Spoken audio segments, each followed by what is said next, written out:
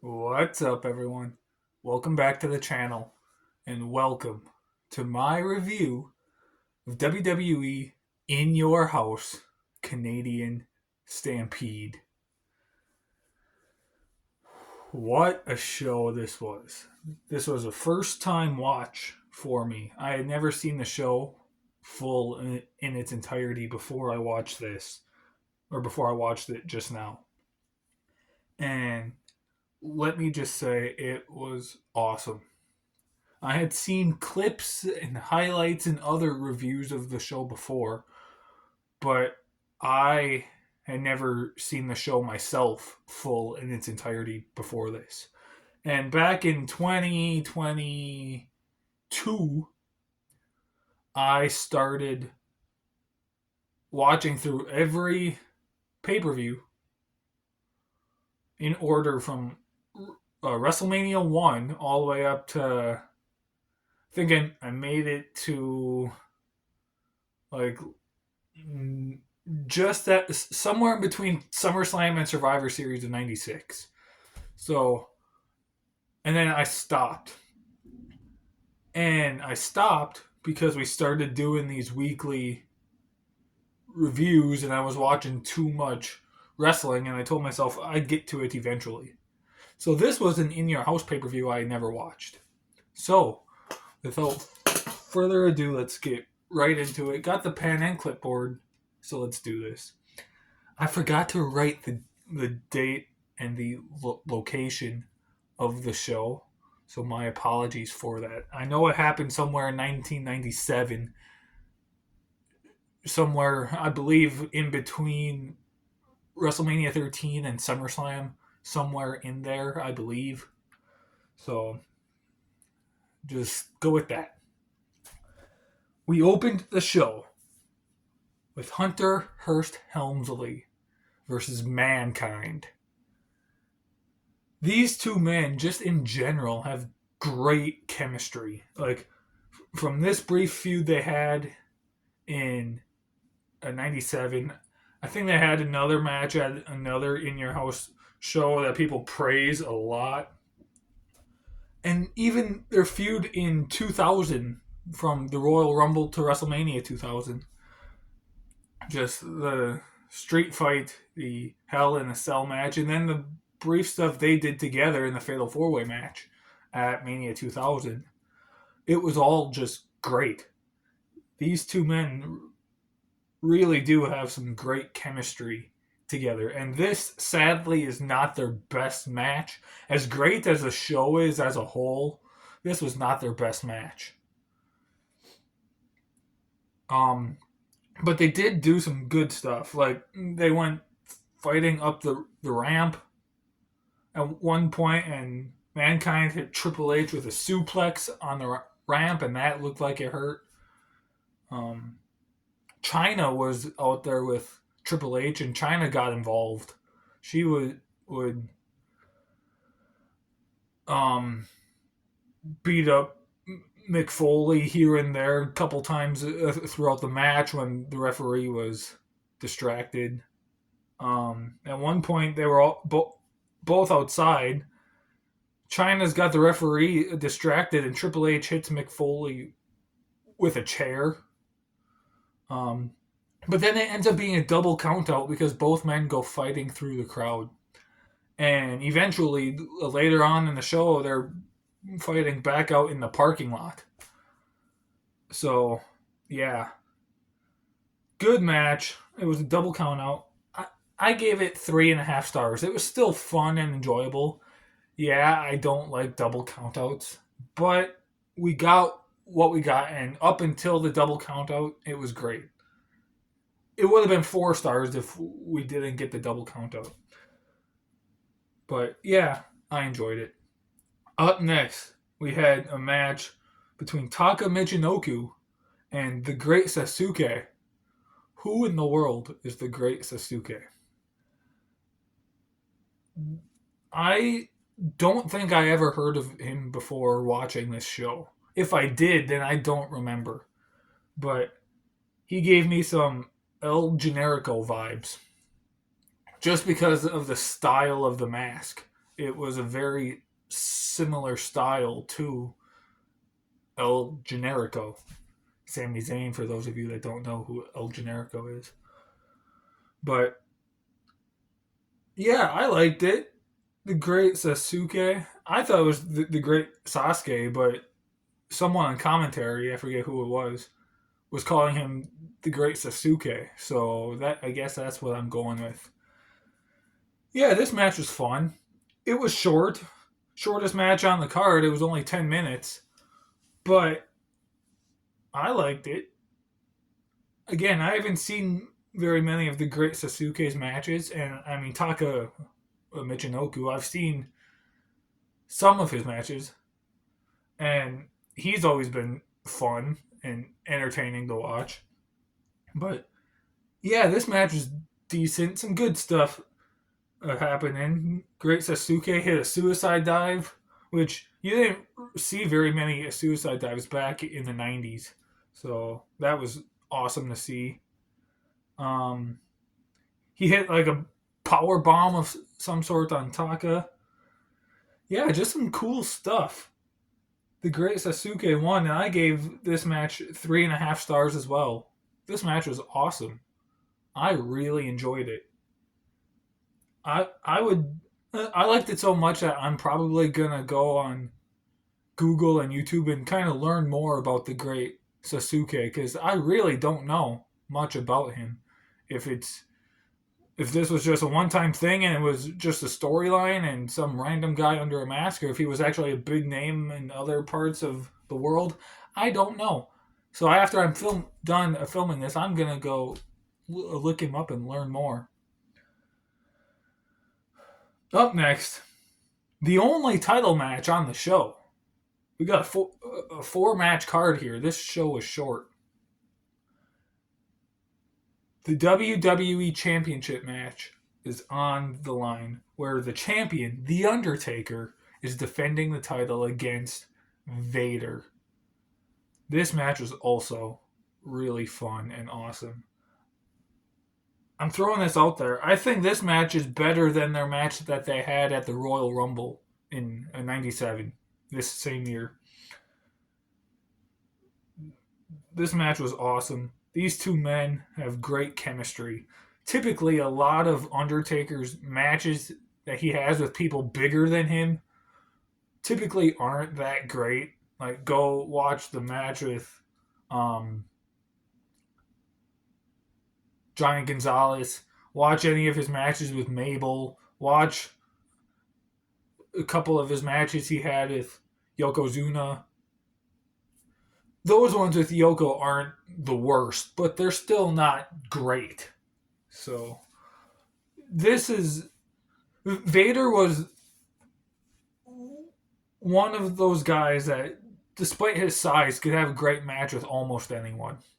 So, and this match here proves it. These two men have great chemistry. Like, part of me wishes they had more matches against each other because, yeah, I said this match is better, I think, than their Royal Rumble 97 match. The Royal Rumble 97 match is still a really good match as well. Like, it's an awesome match. This one, though, at one point, Vader is standing on the second rope facing the crowd, and Undertaker chokeslams him. Somehow, Undertaker manages to hit a tombstone on Vader. You don't see Undertaker tombstone people bigger than him very often. I know he tombstoned Diesel at WrestleMania. I think he tombstoned Mark Henry at one point. Like, that's hard for him to do, to tombstone people bigger than he is. But somehow he managed to do it, and it was fun. It was awesome. Undertaker won the match. I gave it 4 stars. I loved this match. And to me, this was Undertaker, like, in his prime. He's been in WWE for like 7 years at this point. Fought all sorts of people, all sorts of different guys at this point. He was in his prime here. Not my personal favorite version of Undertaker, but a great version of Undertaker. Yeah, this was great though. I gave it 4 stars. And now the main event, a 10-man tag team match. We have the Hart Foundation, which consists of Bret Hart, Jim Neidhart, the Intercontinental Champion Owen Hart, Brian Pillman, and the British Bulldog. And they are taking on the team of Stone Cold Steve Austin, Ken Shamrock, Goldust, and the Legion of Doom, Hawk and Animal. Yeah, this was the best match on the show, by far. By far the best match on the show. No question. This was just after Bret Hart had turned heel at WrestleMania 13 against Stone Cold Steve Austin. So we have a heel Hart Foundation, which actually is pretty cool. And the chemistry, I feel like I've talked about the chemistry a lot on this review, but the chemistry here, Bret Hart, Stone Cold, obviously, so many great matches against each other, not just at WrestleMania, but they had a match at Survivor Series, when was that, 96? That was also really good, and just a few other sporadic matches here and there. Stone Cold and Owen Hart would have great chemistry. Yeah, Stone Cold ended up breaking his neck in a match that them two had, but it was still a pretty good match up until that happened. Stone Cold and Brian Pillman with their whole tag team history in WCW. Yeah, just so much awesome stuff in this match. It's a 10-man tag. It's not elimination either, which I think I'm okay with, because sometimes, say like in the Survivor Series 10-man tag matches, when you have eliminations, sometimes like the most random just eliminations just kind of happen out of nowhere and very brief within seconds of each other. This way, when there's no eliminations, you can prevent that and you can do a lot more stuff and not have to worry about eliminations. Yeah, some cool stuff happened here. There were a couple of times where every man, all 10 people, were in the ring brawling all at once.